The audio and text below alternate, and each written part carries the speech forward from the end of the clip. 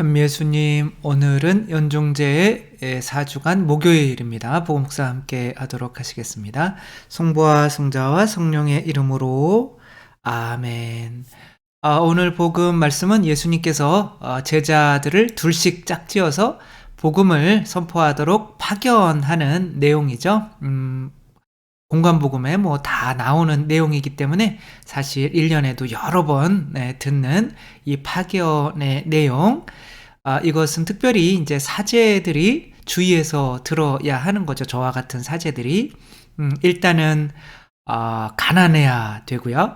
그래서 이제 정말 가난하게 사시는 훌륭한 신부님도 많이 계시지만 저 같은 경우는 항상 가난하지 못해서 이제 요것이 참 많은 저의 딜레마로 그래도 가난해지려고 이제 노력은 하고, 제가 오산성당에 이제 본당 생활을 한 번밖에 못 해봐가지고 거기 있을 때는 또 거기에서 또 11조도 하고 그랬어요. 그리고 이제 지금도 11조는 하고 있는데, 그렇게 그래도 아버지로서 아버지가 이제 자녀들이잖아요. 어떻게 보면 저보다 나이가 많으신 신자분들이 많이 있지만, 또 신부님이 그 본당에다가 내가 가진 것을 다 이렇게 내어주는 이 모습, 그 액수에 상관없이 그런 모습이 신자분들에게는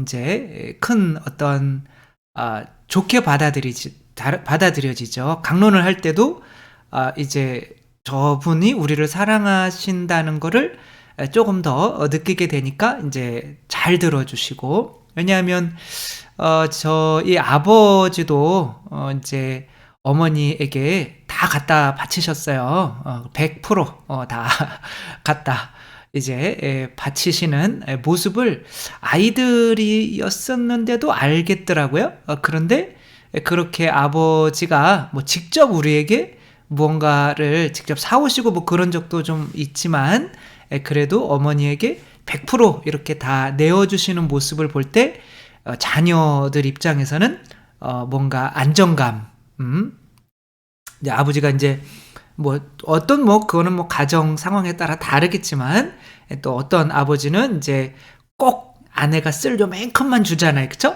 그러면 이제 자식들도 안다고요. 우리 아버지는 우리 엄마를 완전히 믿지 못하시는구나. 그러면 어떤 마음이 들어요? 좀 불안해지죠. 그쵸? 이런 얘기 하려고 하는 게 아닌데, 아무튼 그런 해야 될 내용이 되게, 우리가 가져야 되는 내용이 되게 많죠. 그래서 전대에 돈도 지니지 말고, 둘씩 파견하는 거는 또 어떤 거예요? 또 사제 간의 친교죠. 그쵸? 그런 것도 있는데, 오늘 특별히 함께 생각해 보고 싶은 거는, 예수님께서 파견하실 때 그 고을에 들어가면 한 집만 에서만 자라, 한 집에서만 도움을 받아라 라고 하는 내용이죠. 요것이 조금 말하기가 조금 전에는 조금 민감해서 말씀을 좀 안 드리기도 하고, 또 확실히 좀 묵상이 안 됐는데, 그냥 요번에는 그냥 또 이렇게 말씀을 좀 드리는 것이, 그리고 또 어떤 분들은 또 사목적인 방향이 달라서 기분이 나쁠 수도 있지만, 그냥 제가 묵상한 거다 생각하고, 왜냐하면 또 신부님한테 봉사 열심히 하다가 잘려가지고 상처 받아가지고 이제 성지나 이런 데 와서 고해성사 하시는 분들이 많이 계시더라고요.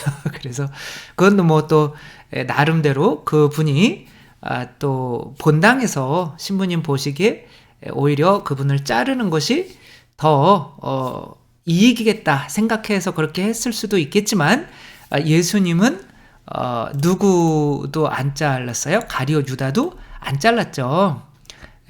일단은 오늘 복음 말씀 읽어보면서, 왜냐하면 내가 어떤 이제 파견받아서 집에 들어간다는 거는 나에게 도움을 주는 사람들인 거잖아요. 신부님이 본당에 가면 본당 수녀님이 될 수도 있고, 사목위원들이 될 수도 있고, 또 봉사자들이 될 수도 있거든요. 그러니까 그들에게 도움을 받기로 한번 선택을 했다면, 끝까지 가라라고 하는 내용으로 저는 이렇게 묵상을 할 수밖에 없었거든요. 그거에 대해서 한번 말씀드리겠습니다.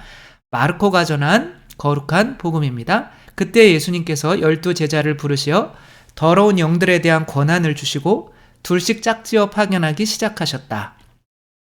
그러면서 길을 떠날 때에 지팡이 외에는 아무것도, 빵도 여행 보따리도 전대의 돈도 가져가지 말라고 명령하시고 신발은 신되 옷도 2벌은 껴입지 말라고 이르셨다. 그리고 그들에게 말씀하셨다. 어디에서나 어떤 집에 들어가거든 그 고장을 떠날 때까지 그 집에 머물러라. 또한 어떤 곳이든 너희를 받아들이지 않고 너희 말도 듣지 않으면 그곳을 떠날 때에 그들에게 보이는 증거로 너희 발밑에 먼지를 털어버려라. 그리하여 제자들은 떠나가서 회개하라고 선포하였다. 그리고 많은 마귀를 쫓아내고 많은 병자에게 기름을 부어 병을 고쳐주었다. 주님의 말씀입니다. 그리스도님 찬미합니다. 네, 이렇게 복음 선포는 또 영적으로 병도 고쳐주고 하는 것과 이제 같이 가야겠죠. 그래서 저도 오산 성당에서 있을 때 한 번밖에 못 해봤으니까 안수를 달라고 하면 그냥 다 드렸어요. 그랬더니 이제 미사 끝나고 또 한 10분 동안 안수를 드려야 하는데, 근데 신자분들이 뭐 너무 좋아하시더라고요. 뭐 이렇게 아픈 데가 나았다, 마음이 평안해졌다, 뭐 이런 얘기 하시는 분들은 글쎄요, 한 30분 중에 한 분?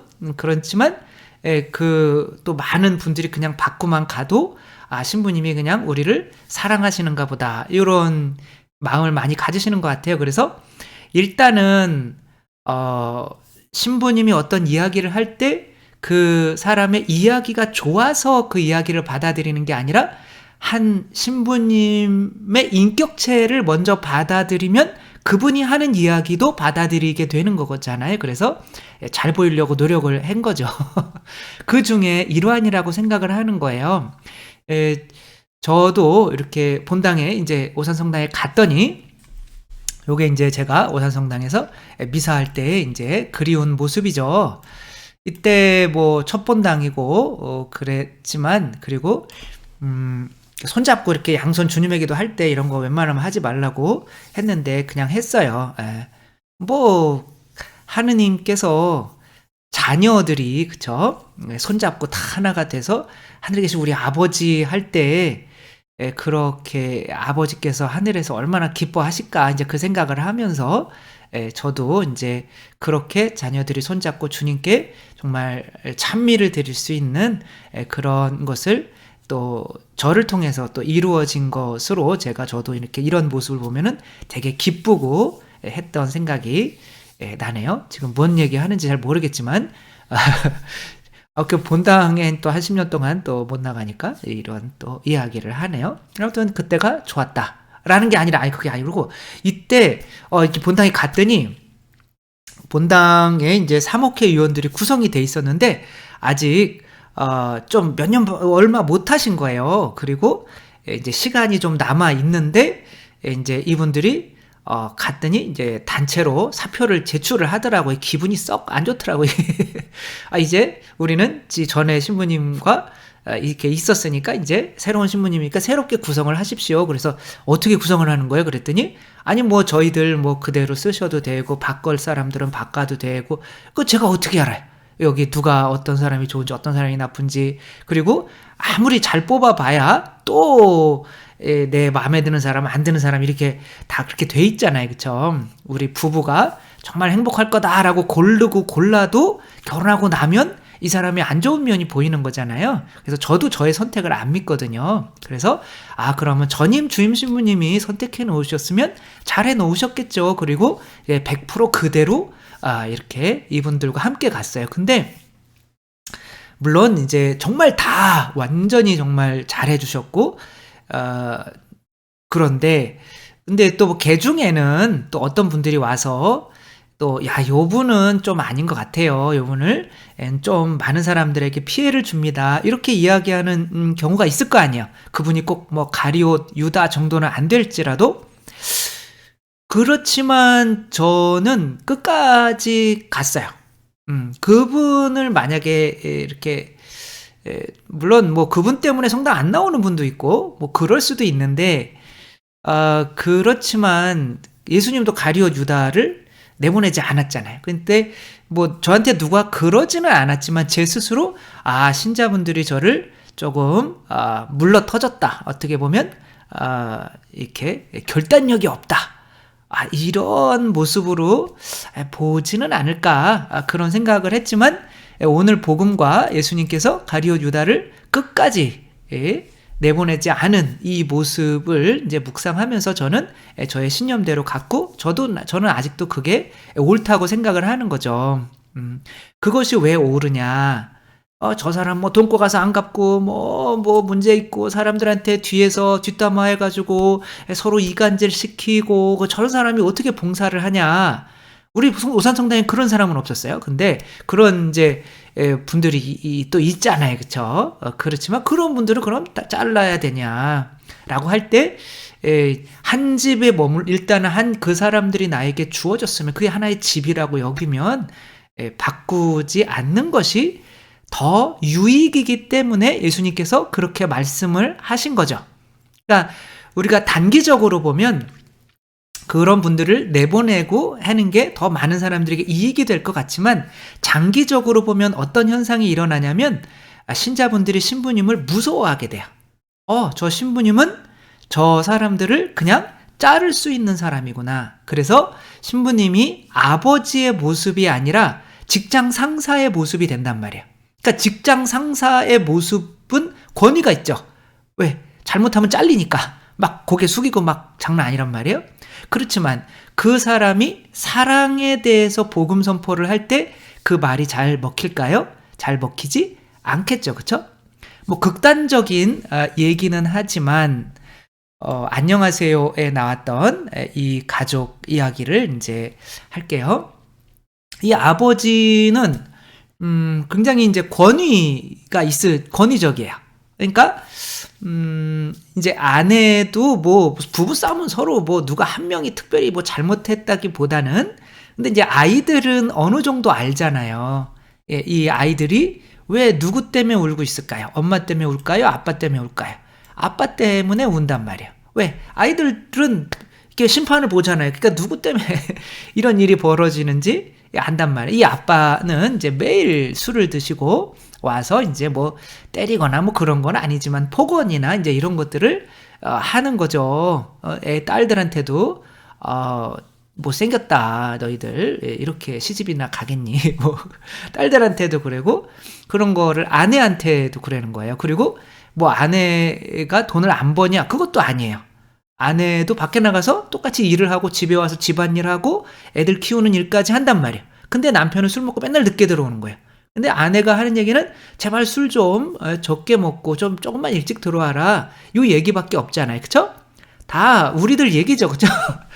근데 그런 단순한 게 사실 지켜지지가 않잖아요. 그러니까 이 아빠는 나는 할 수 있는 만큼 애정 표현을 다 하고 있다라고 하지만 이 엄마한테도 뭐 못생겨가지고 맨날 못생겼다는 소리 하고 그렇다고 뭐 이 오빠가 저보다 그렇게 잘생겼나요? 엄청 잘생긴 건 아닌 것 같은데 아무튼 그렇게 하고 있는데 나는 그래서 아니 부인도 있고 왜 애들도 있고 그런데 진짜 이런 소리를 해요. 나와가지고 돼지같이 살찌면 안 좋잖아. 아니 확실히 이상하긴 이상한 오빠인 거죠. 그쵸? 아내도 있고 애들도 지금 이렇게 아빠 때문에 나와 있는데 아내에게 돼지같이 살찐 여자라고 그렇게 방송에서 이야기를 할 수 있을 정도면 확실히 좀 문제가 있지 않나라고 하는 거죠. 그러니까 아이들은 왜 우는 거예요? 뭐가 불안한 거예요? 아이들이 너무 힘든 게 뭐예요? 아이들이 무서운 게 엄마 아빠 헤어지는 거죠. 그렇죠? 이게 아빠를 신부님이라고 여길 때 신부님이 언제든 뭐 수녀님 내보낼 수 있고 그 사목회를 뭐 구성을 막 해체해가지고 다 할 수 있고 이제 그런 모습을 본다면 그러면서 너희들 나 좀 사랑해 줄래? 라고 한다는 거는 좀 어불성설이잖아요. 그러니까 칼을 들고 막 그런 좀 너무 잔인하긴 하다. 아무튼 칼을 들고 내가 사랑하는 개를 이렇게 찔렀어요. 그리고 나 좀 사랑해줄, 그 칼 들고 나도 언제 찌를지 몰라. 그런 상태에서 무서워서 그냥 해는 거지, 정말 사랑으로 그 신부님을 대할 수는 없겠죠. 그쵸? 그리고 신부님이 서로 사랑해라 라고 하는 이 복음 선포도 받아들여질 수가 없겠죠. 그래서 이 인사권이라고 하는 게 정말 대단한 칼이잖아요. 그쵸? 그 인사권을 가지고 휘두르면서 언제든 뭐 가정에서는 그런 일은 없겠지만 그래도 이 아이들이 불안한 거잖아요. 엄마 아빠가 헤어질까 봐. 그러니까 이 불안한 상태에서 무슨 교육이 되고 무슨 양육이 되고 할 수가 있겠어요. 그러니까 이 오빠는 뭐가 없는 거예요. 결국에는 결단력이 없는 거예요. 이 오빠가 만약에 결단력이 있었으면 세상 것은 끊고, 그쵸? 너희는 우리 정말 이 예수님이 먼지를 털어버려라 할 때는 이게 완전히 성령님을 안 받아들이는 거예요. 성령님은 하느님의 피란 말이에요. 그러니까 성령님을 받아들여야 하느님 자녀가 되는 거예요. 그러니까 하느님 자녀 아닌 사람들 완벽하게 구별하라는 거죠. 그래서 하느님 자녀 아닌 사람들과 술 먹고 저렇게 늦게 다니고 하면서 진짜 하느님 자녀에게 쏟아야 되는 그 에너지를 쏟지 못하는 일이 벌어지지 말라고 하는 거죠. 어떻게 보면 예수님께서 가리옷 유다를 끝까지 이렇게 할 수 있었던 거는 결단력이 없는 것이 아니라 결단력이 있는 거죠. 그렇죠? 하느님이 뽑아주셨으니까, 맺어주셨으니까 너는 끝까지 지켜. 그리고 너에게 너를 참아내는 이 에너지를 정말 내가 이렇게 이야기해도 전혀 안 받아들이는 바리사이 율법학자 걔네들한테 쏟는 것보다 너한테 더 쏟을래. 이게 바로 결단력이 있는 모습 아니겠어요? 그러니까 나머지 11 사도나 이런 사람들이 예수님의 이런 모습을 보면서 우유부단하다라고 하지 않고 오히려 예수님의 사랑이 어마어마했구나. 그러니까 한마디 서로 사랑해라 라고만 해도 큰 힘이 있는 거죠. 결단력이라는 게 이런 저 이혼해야 되는데 이런 얘기 부부가 절대 하면 안 되지만 뭐 그런 얘기 자주 한다거나 그런 사람들이 사실은 결단력이 없는 거죠. 그래서 뭐 짧게 말씀드리자면 있었던 이야기인데, 그러니까 어떤 자매가 결혼 안 할래 그래 이 결단력이 안 할래 그러면 안 해야죠. 근데 엄마가 자꾸 선 봐라 그러니까 나가 선을 보는 거예요. 보다가 근데 마음에 안 들어. 그런데 마음에 들었다 안 들었다 하는 사람이 있어요. 그러니까 이제 결혼 나이도 찾고 그래서 한번 새겨볼까? 그래 새기는데 약간 남자가 폭력성이 좀 있고 그래요. 그래가지고 헤어질까? 그래서 헤어집시다. 그랬더니 남자가 무릎 꿇고 빌어요. 그래가지고 이게 또 무릎 꿇고 비는데 미안하잖아요. 그래서 결혼했어요. 무슨 결혼을 미안해서 해요, 그래? 아무튼 그래서 이제 아기를 낳았는데 그런 결혼하기 전에 보이는 이제 그런 건 빙상의 일각이잖아요. 그래서 결혼하고 나면 이제 그 밑에 게 다 보이게 되는 거죠. 아기 한 번도 안 낳아주고 애 낳아도 오지도 않고 이런 상황이 벌어지는 거예요. 그러니까 아내가 또 결단력 있게 이혼하자. 이게 결단력이냐고, 이게. 결단력이 없는 사람들이 이도저도 안 되는 거예요. 그러니까 남편이 이제 그럴 줄 알고 아내 명의로 된 집을 어떻게 팔았어요. 팔아가지고 이제 돈을 다 챙겨가지고 도망가고. 그러니까 이제 아내는 양육비도 못 받고 아기를 이제 친정집에서 키우게 된 이런 상황인 거죠. 이런 게 결단력이 없는 거죠. 그렇죠? 쉽게 헤어지자. 쉽게 만나고 쉽게 헤어지고 이런 게 결단력이 없는 거죠. 오히려 예수님께서는 결단력이 있으신 분이었기 때문에 한 집에 선택하고 머물렀을 때 끝까지 머무를 수가 있었다. 이런 것이 또 복음을 전하는 사람으로서 유익하니까 예수님께서 그 한 집에만 머물러라 라고 하시는 거다. 따라서 우리들도 가정에서야 당연하지만 하나님께 맺어주셨으니까 끝까지 가야지. 우리는 이럴 때 이렇게 아이들한테 어떻게 해줘야 아이들이 마음 편안하게 부모님 말씀을 잘 따를 수 있겠어요?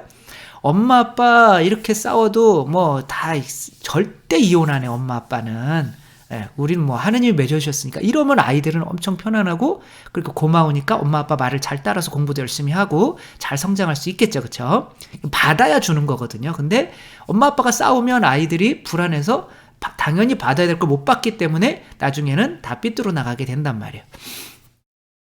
그러니까 이런 우리들도 물론 단기적으로는 말썽 부리는 사람을 이게 뭐 그냥 자르거나 뭐 그렇게 할 수도 있겠지만 장기적으로는 저 신부님은 정말 저런 사람들도 한번 선택했으면 끝까지 책임을 지는 분이구나 라고 하는 게 그 사람을 이렇게 잘라서 이렇게 이득을 보는 것보다 훨씬 큰 복음을 전하는 사람에게 이득이 되기 때문에 예수님께서 한 집에 계속 머물러라 라고 하셨다는 거 또 생각하며 묵상하며 그게 아닐 수도 있지만 저는 그렇게 묵상을 했고 아마 맞는 것 같아요. 그래서 우리들의 협조자, 정말 우리가 하느님께서 맺어주신 사람들 정말 우리 인간의 힘으로 자꾸 이렇게 끊고 쉽게 끊을 수 있다고 생각하는 이런 마음은